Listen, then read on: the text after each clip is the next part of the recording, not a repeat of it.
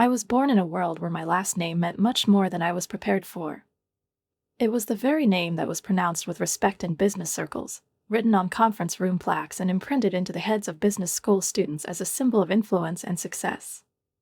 And to be honest, she was opening doors. Sometimes even the ones I didn't ask you to open.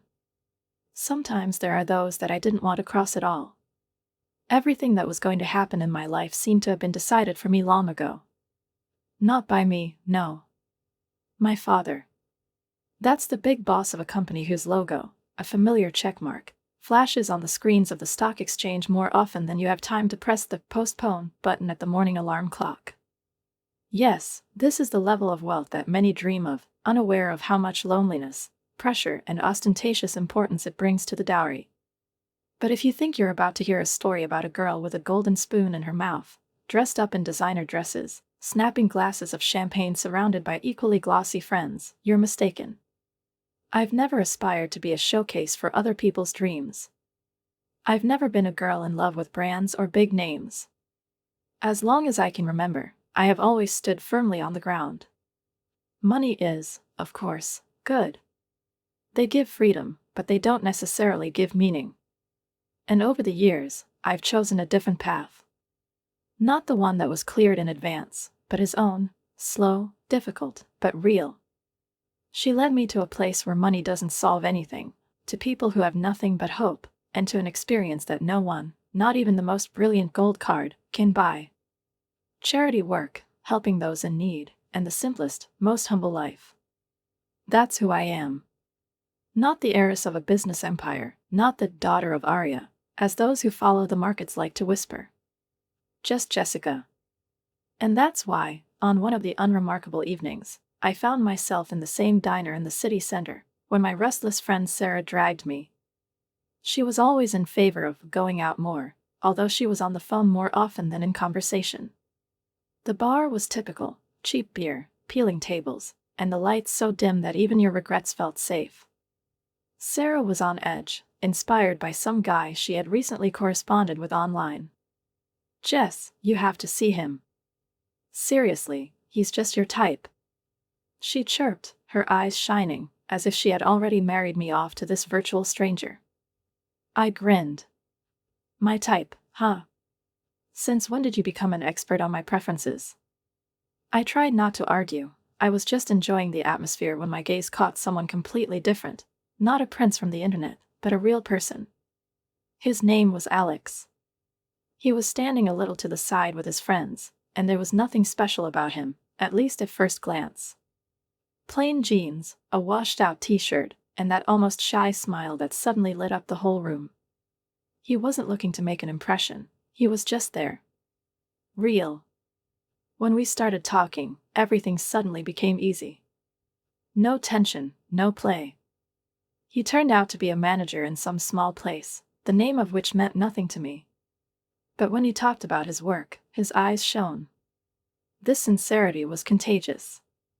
"Do you really love what you do?" I asked, taking a sip of my third beer. He leaned back slightly and nodded, smiling. "Absolutely. Every day is a challenge. But I'm probably boring you by talking about work. And you? Did Sarah mention that you do charity work?" I shrugged, a little embarrassed. "Well, a little bit of this and that. I'm just trying to be helpful, you know?" "That's cool," he said, and I immediately realized that he was being sincere, not trying to flatter or seem like someone else. The night gradually dissolved into the laughter of our small group, but it was as if an invisible bubble had formed between Alex and me. We talked about everything and nothing. No talk of stock exchanges, luxury yachts, or new homes in Texas. Just two people looking at each other without expectations and without protection. As the evening drew to a close, Alex looked at me as if he was about to say something important.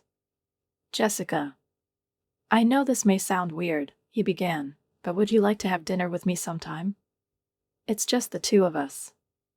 Without that noisy crowd." I felt something between excitement and surprise tighten inside. "Of course," I replied, trying to sound calm, "I'd love to." Sarah kept giggling on the way home. "I told you so." And I just smiled. Alex was, without exaggeration, a breath of fresh air in my world, which increasingly seemed musty and predictable. And who would have known then how much was going to change? Alex and I started spending more evenings together, first with friends, then, more and more often, with me. Because, to be honest, my neighbors were much quieter than his. He had a family living behind his wall that looked more like a traveling circus than neighbors. One such evening, we were sprawled out on my couch, with a box of cheap pizza on our laps, laughing at some old comedy that was playing in the background. Alex turned to me, and there was something in his gaze that immediately made me put down the rest of my pizza slice, that rare seriousness he had when he wanted to say something really important, but, as always, framed by his characteristic soft tone, which sounded light, as if he was offering a non-fateful solution, and just changed the sauce for the wings. "Jessica, how would you like to make all this a little more permanent?" he asked, and at that very moment I noticed how a few crumbs remained hanging on the corner of his mouth, as if stubbornly unwilling to leave the scene. I held back a smile and raised an eyebrow slightly, feigning perplexity. "Are you suggesting that we finally split the Netflix account? Or is it something more serious?" He chuckled softly, brushing crumbs from his chin, and, tilting his head to one side, replied, "Well, I was thinking more about living together. But hey, you can start with Netflix too." The simplicity with which he said it almost stunned me. No unnecessary fanfare, no fake romance, no ring hidden in a cup of ice cream. It's just the way we are, in our favorite cozy mess, where everything is real. And it was this simplicity, this naturalness that made everything strangely right. I took a deep breath and, trying not to look too worried, answered, "Alex, if you're asking what I think you're asking, yes. 1,000 times yes." So, amidst the smells of cheap pizza and the background noise of an old sitcom, we decided to tie ourselves in a bond that meant much more to us than any carpet parade. It was fast, it was swift, as Sarah would say, but when you know, you know. The next step, as it should be in such stories, was to tell our families about it. And if Alex's reaction was predictable, gentle, sincere, open, then my parents represented a separate universe. My father, with his habit of calculating and planning everything, perceived every life decision as an investment, and my mother, elegant and slightly arrogant, preferred to see me with someone who would fit into our circle, the one where dinners are held by candlelight, and the table is served in such a way that you doubt which fork there is a salad. It was in such an environment, at dinner, where the setting looked like it was competing for the most confusing dishes award, that I decided to say, "Mom, Dad, I'm getting married to Alex." The words came out faster than I could measure them. Dad, holding a fork with salmon in the air, froze, as if someone had put him on pause. "Alex? The manager? This guy?" "Well, it's fast," he said slowly, still not moving. Mom smiled tightly, obviously trying to figure out how it would look in her circle. "Dear, are you sure? It's quite sudden." I straightened my back and, feeling a wave of confidence rise inside, I firmly said, "Yes. Sure. He's amazing. And we are really happy together." Their doubt was almost palpable, as if it hung in the air next to the aroma of a cooling dish, but I also felt their love, not approval, no, but a quiet, parental willingness to accept if this is really what makes me happy. Mom put her hand on my palm. "Well, if he makes you happy, dear," and my father nodded, still a little confused, but without the same severity in his eyes. With Alex's parents, everything was different, simpler, warmer, homelike. We came to their lovely, almost fabulous house, which always smelled of vanilla, cinnamon, and something else that could not be described otherwise as comfort. Judy and Martin were the parents whose hugs seemed sincere, and I immediately felt, they don't pretend to be happy, they're really happy. We were sitting in the kitchen, flooded with warm light, and drinking tea, when Martin, handing me a plate of legendary Judy cookies, suddenly said, "Alex said, are you already setting a date?" I nodded, looking at the pattern in the dough, as if the answer was encrypted there. "Yes, we think it's better sooner than later. A small ceremony. Nothing too pompous." Judy, not hiding her joy, leaned forward and grabbed my hand. "Oh, honey, this is just wonderful." We are so happy for you." Their warmth and sincere concern were like a soft blanket after a cold day, and I realized that these two families, so different, almost opposite, were connected thanks to Alex and me. We were the common point of intersection between the two worlds. When the preparations for the wedding began, we immediately agreed: no fuss, no show-off. Only those close to you, only those who are really important. Alex insisted on an open bar. If you have to do it, then with a flourish in the right places, he laughed. Everything happened rapidly, not because we were in a hurry, but because everything suddenly took shape, as if it had existed for a long time at the level of sensation, and now, finally, it manifested itself in reality. Among all this planning, there were also moments of silence, those that are shared only between two people, when one glance says more than any toast. Those were the moments when, without saying a word, we realized, yes, we are doing the right thing. Everything was going as it should. Alex and I started living together, and from the very first days it turned out to be even better than I had hoped. It was as if we were created for the same rhythm, for the same comfort. Our apartment, the one I once rented myself, has turned into a real house.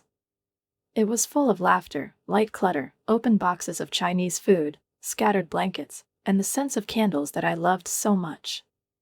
And let's face it, none of us would have won the cooking contest for sure. In the kitchen, where the sun was gently running down the tiles and the morning smell of coffee was still in the air, I began to notice subtle changes for the first time, as if some new background had begun to rise under the surface of Judy and Martin's usual visit. They were still friendly, with warm hugs and homemade cakes, but these started appearing in between, hints. They slipped into the conversation like casual remarks, seemingly insignificant, almost innocent, like Judy's admiration for our coffee maker, Jessica. How lovely, she must make the morning magical, uttered with that sparkle in her eyes that I initially took for sincere joy.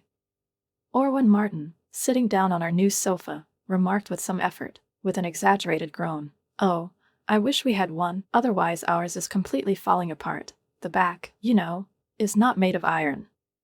Deep down in my heart, wanting to become a good daughter-in-law, I took this as an opportunity to take care. And so, almost without hesitation, we presented them with the same coffee maker, and later with a comfortable, fixed sofa that fit perfectly into their modest living room. Their reactions at first were touching, slightly embarrassed. "Oh, Jessica, you shouldn't have. This is too generous," with hands trembling with excitement and voices that expressed both surprise and gratitude. But, as is often the case with human nature, the first "thank you" quickly gave way to expectation, and the hints became more insistent, almost without circumlocution. Now, after each visit, something new appeared in their repertoire. "Your parents, Jessica, have such an amazing TV, just a crystal picture." Our old man has already outlived his time, with a gentle smile, but loud enough not to miss a word. Alex, passing salad or sauce to his parents, did not notice how the intonation had changed, how instead of gratitude there was a certain gentle but persistent manipulation. And when, once again, I put the latest model TV with that crystal image in their living room, Alex and I quietly settled down on the couch at home. He stroked my hair, and I tried to pretend that I didn't feel the tension brewing under it all. "They're excited about TV, Jess.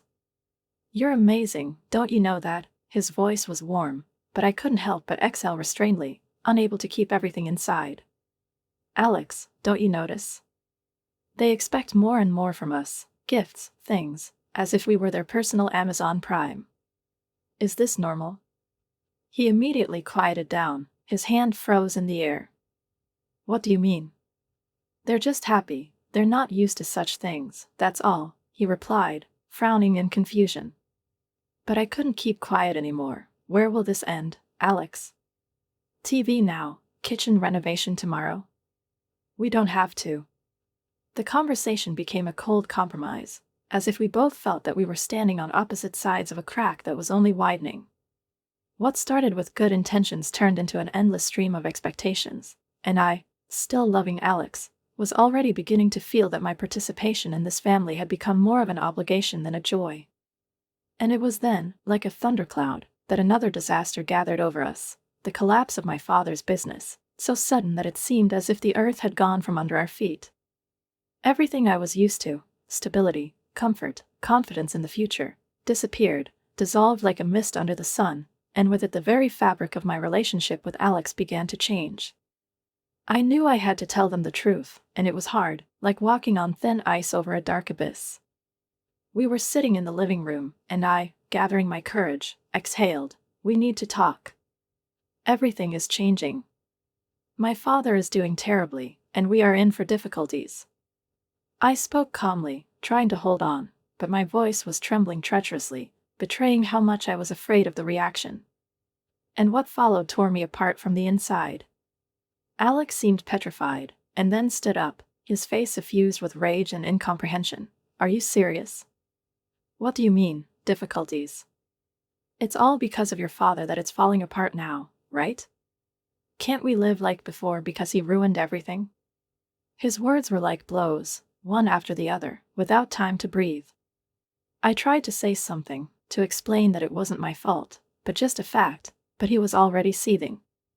My world began to shrink, as if I were standing in a room that was getting smaller and smaller, and all I could hear was anger and frustration in the voice of the person I loved.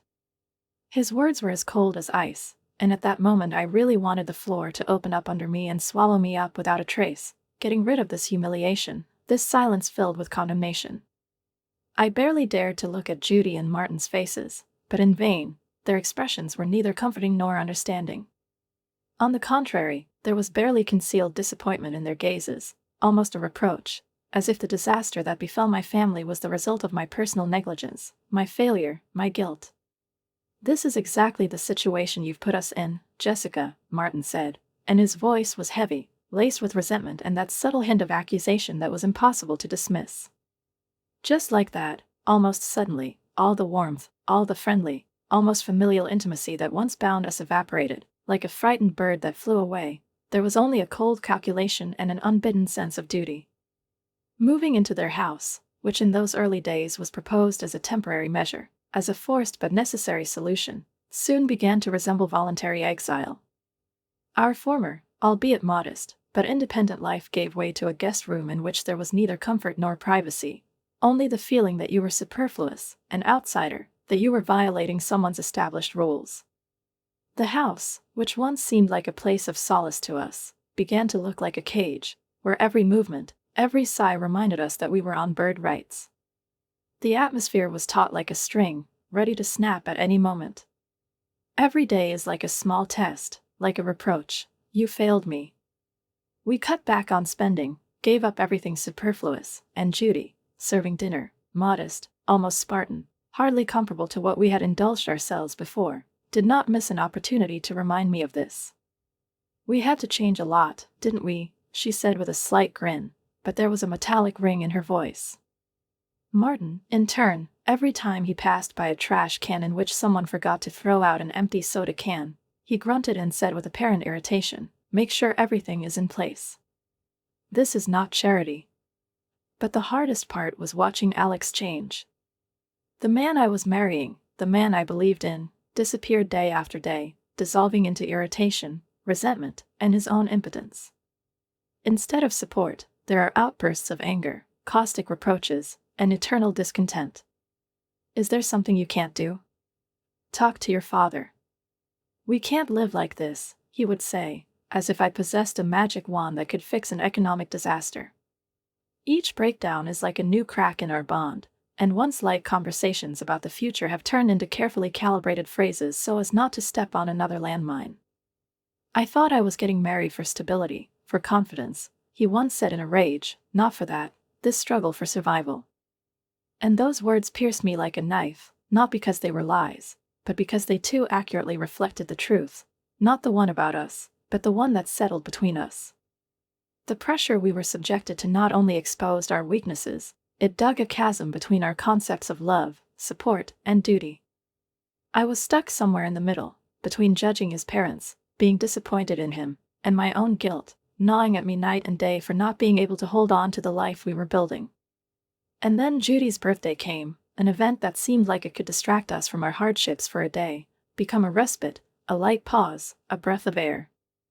We chose a better restaurant, not rich, but decent, hoping to spend the evening politely, without conflicts. I tried to disappear into the interior, not to impose myself, not to look pathetic. Everything was going fine, until the order started. Alex, with his familiar smile, which hid a mixture of complacency and resentment, said, "Well, steak and lobster are for us, of course. Jessica, I think, will do with the soup of the day. We're saving up, aren't we?" And everyone laughed out loud, as if it were the most sparkling joke of the evening, and Judy, laughing, added, "We can't let Jessica spend too much, can we?" My chest began to boil. It wasn't embarrassment, it was rage, real, scalding, like boiling water. I looked at them and said in a restrained but sharp voice, "Soup. Is this some kind of cheap comedy?" My voice sounded tougher than I expected, but Alex's face didn't move a muscle. He just shrugged his shoulders, the smile still in place. "Well, Jessica, it's just a joke, a little fun." And that's when I snapped. Fun? Is that what you call fun? When everything falls apart, do you turn the evening into a cheap skit in which I'm a laughing stock? I don't believe I believed in you. There was a dead silence. A pin could be heard falling in the restaurant. The people at the neighboring tables turned around, but I didn't sit back down. I stood up, almost knocking over my chair, and, barely able to contain my trembling, I said, "Keep your delicacies and your witticisms. I'm leaving." The noise caused by my words and the chair being pushed back abruptly echoed through the restaurant like a stone thrown into still water, and more faces turned in our direction, studying us with that silent condemnation that made it even more lonely. Alex reached out to me, as if hoping he could calm the situation with a simple gesture, his voice strained but still overly patronizing. "Jessica, please don't make a scene out of this." His hand barely touched mine, but I jerked it away, feeling everything I'd been holding back for months boiling inside me. "The stage?" I repeated, and my voice was shaking not from fear, but from indignation. "Do you really think I care about decency after what you just did? It's not about the stage, Alex. It's about respect. About what you don't seem to have anymore." Without waiting for an answer, I turned and walked away, feeling their gazes on my back, heavy, cold, like stones that you want to throw at a running person. Stepping out into the night air, I took a deep breath, but no lightness came, just the dizzying contrast between a freedom outside and the imprisonment I had just left. It felt like I was escaping from a prison, breaking out of a cage that I had mistaken for a home for a long time. The phone in my bag rang, vibrating with an urgency I could tell was Alex. I knew that he would try to explain, smooth out, and extinguish the fire that he had started, but I did not respond. For the first time in a long time, I felt like I could make decisions on my own, without other people's instructions and doubts. I turned around and drove back to his parents' house, not because I wanted to talk or sort things out, but because I knew I wasn't going back there anymore. Anger, pain, resentment and, somewhere deep down, the bitterness of disappointment bubbled up in me as I got to their house. Everything inside was screaming, how did it happen that we, former partners, colleagues, those who dreamed and planned, suddenly became strangers? Dinner, which was supposed to be a respite, became a punch in the face, a signal that could not be ignored. When I returned, I silently entered the house, went up to the room in which we had been huddled for several months, and began to pack my things. My suitcase filled up in record time, and every neatly folded item was a reminder of my former life, that I was losing not only the roof over my head, but also the illusion of love. It wasn't just an escape, it was a final break. I turned off my phone, cutting through the flow of words, explanations, and excuses that I no longer needed. In the silence that followed, frightening but necessary, I felt, it's not just the end of dinner. This is the end of a chapter that I've been trying to rewrite for too long. On the way back, driving, returning to what used to be my home, my parents' house, I realized that I didn't need shelter so much as clarity. Advice, a look from the outside, a calm and mature voice that can sort everything out. At that moment, I knew I needed a father. The night was quiet, the streets were deserted, and the contrast between the calm outside and the storm churning inside me seemed almost unbearable. When I finally turned into the familiar driveway, the decision was made. I'm not going back to that house. At least not as a wife. When I entered my parents' house, I immediately felt the comfort, the simple, enveloping atmosphere that I had associated with security since childhood. Everything was so familiar, almost unchanged, and there was something both comforting and painful about it. Mom was already asleep, but the light from Dad's office was still streaming under the door.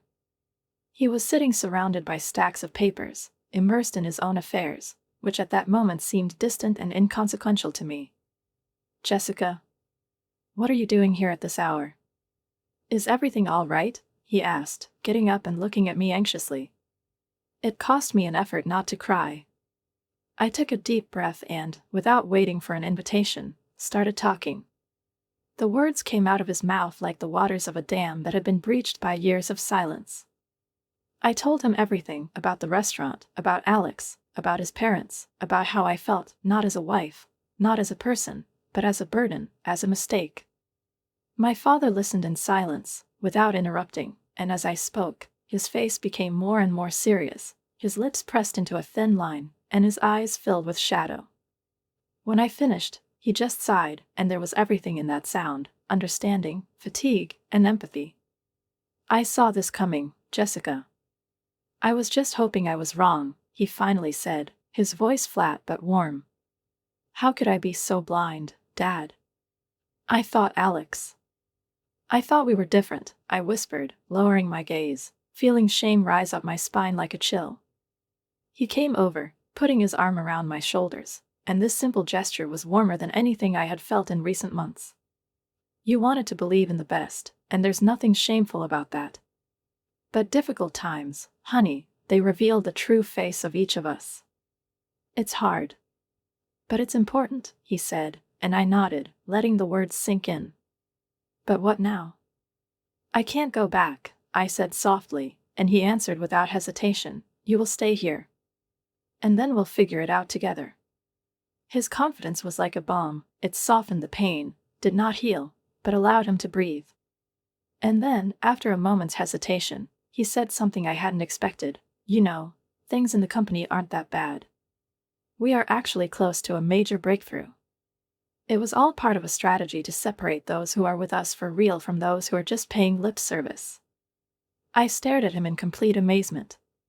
"You mean, we're not broke?" he chuckled, with warmth and a touch of defiance. "They are far from ruined. But we had to see who would stay when everything was falling apart. Unfortunately, everything fell into place with painful clarity. Alex and his family finally tore off their masks, and the truth that came out was so vivid and undeniable that I could almost physically feel the veil of self-deception falling from me. This revelation was so massive that it took me a while to truly understand its depth. My anger, which had been burning inside me, was now intertwined with an acrid sense of relief, as if someone had cut the tight knot of hopes and illusions that kept me in this farce. They showed their true face, their true intentions no longer needed to be deciphered, and in this, paradoxical as it may sound, there was a kind of freedom to escape from a future in which there was no place for trust or respect. I looked at my father sitting across from me and whispered, almost in disbelief, "Dad, I don't even know if I should be angry or happy right now."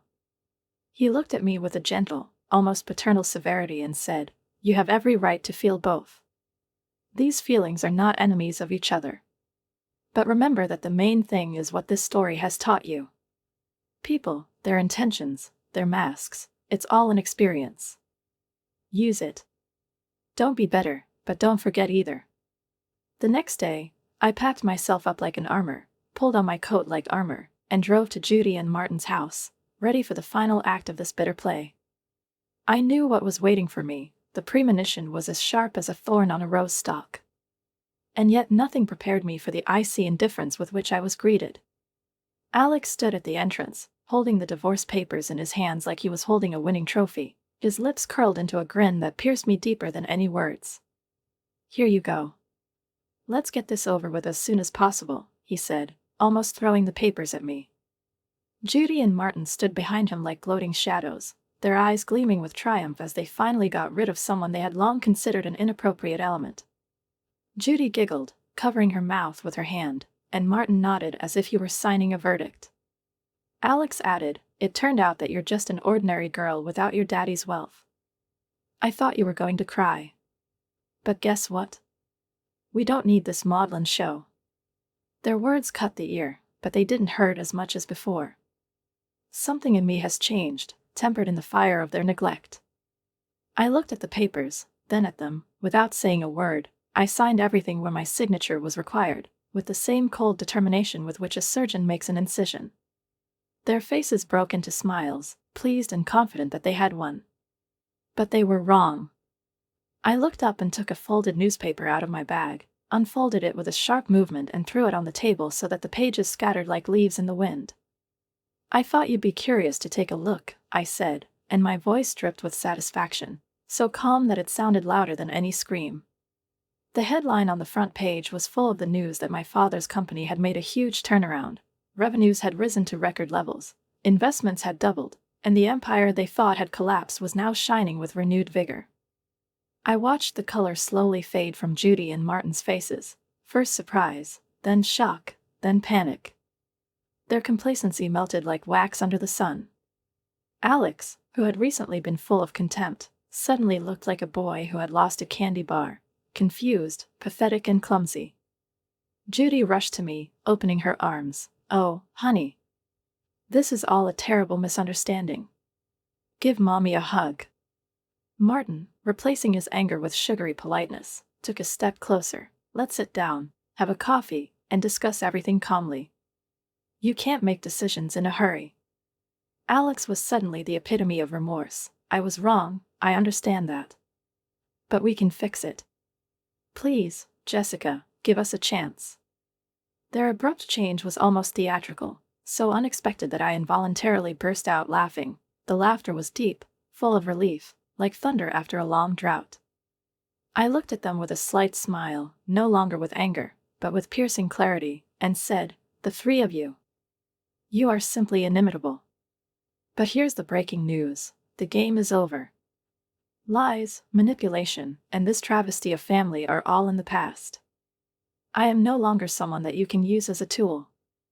I don't need a family that values only my bank account." I turned and walked out, ignoring the voices calling to me, the pathetic attempts to hold me back. The lights were going out behind me, their performance was crumbling, and in front of me, despite the coolness of the night, the air seemed cleaner. After all this performance at Judy and Martin's house, I didn't feel empty like they did, but free. I was done not only with them, with Alex, with his lying parents, with their false promises and condescending cruelty, but also with this whole difficult, discouraging saga, which at some point began to seem like my whole life. It was as if I had escaped from a long, confusing play in which I was not playing my role, and now I had to not only close the wings, but I had to build a new stage. I realized that I needed not just time, but space to reconnect with myself, to hear my own thoughts, to regain my sense of dignity and clarity. Therefore, I decided to stay with my parents, among my native walls, surrounded by calm voices and warmth, which did not require any explanations or pretense from me, but simply allowed me to be. There, among the old photo albums and the flavors of my mother's pies, I began to bring both my head and my heart back into the game. A couple of weeks have passed since the last significant ellipsis in my divorce story was put, when I met Sarah, my faithful friend, who steadfastly stood by my side through the storms and storms of recent months. We were sitting in a cozy coffee shop on the corner, me with a cappuccino, she with a latte, when she looked at me over the top of the cup and said with a soft smile, "Girl, you look like a whole weight has been lifted off you." I laughed, not stiffly, not tiredly, but really, for the first time in a long time, with a feeling of lightness. "You have no idea," I said, rubbing the cup with my palm. "It's like I can breathe again for the first time in months." Sarah, instantly noticing the change in my voice, leaned closer, her gaze becoming serious. "So what's next, Jess? You have a blank sheet, a white page. What are you going to write on it?" I thought about it, thoughtfully stirring my coffee with a spoon, watching the waves disappear on its surface. "I'm not sure," I replied. "But for the first time in a long time, I'm really curious to know what's going to happen next. Maybe I'll take up charity projects that once had to be postponed, for the sake of love, no matter how stupid it may sound now." I smiled, meeting her warm, understanding gaze. "I think I should give up love for a while. Simply, focus on yourself." She squeezed my hand, her voice low but confident. Just do what makes you happy. After everything you've been through, you deserve it. Almost immediately after this conversation, my phone started making the familiar annoying buzzing, messages, calls, over and over, all from the same name. Alex. He wrote that he realized everything, that he had changed, that he wanted to start over, that everything would be different now. His parents, oddly enough, also joined in, text apologies, awkward attempts to reconnect, invitations to a quiet conversation. I was sitting in the room, phone in hand, with such an expression on my face, as if there was a bad comedy in front of me. I wasn't even angry, I was laughing. Their audacity, bordering on madness, was almost admirable. I thought about the answer for several days, and finally typed in what I really felt. Alex, moving forward means not going back to what broke you once. I don't hold a grudge, really. I wish you all the best. But here, today, our journey ends. Take care of yourself. I clicked send and felt the last page of the book closing, which I had been hesitating to turn over for too long. And now I was ready to write a new one, page by page, without fear and without regrets. The following months passed in a blurry, eventful sequence of days. I threw myself into my work, volunteered for a charity I'd been dreaming of for a long time, and even booked a solo trip to a place that used to be just a beautiful dream on a computer screen. My life was filled with colors and meaning, and, most surprisingly, I began to feel fullness, not as compensation for what I had lost, but as a natural course of life. One evening, sitting on a balcony in an unfamiliar city, looking at the lights of the streets, at the sounds coming from below, at the movement of life to which I belonged again, I caught myself thinking that I had finally found what I had been looking for all these years. Rest. Without drama, without pain, without the thirst to be understood by those who were unable to understand. My phone vibrated, and I almost automatically glanced at the screen. It was a new number, an unfamiliar one. With a little excitement, I opened the message. A simple, warm message. Hi, Jessica. How about dinner when you get back? Without expectations. It's just food and good company.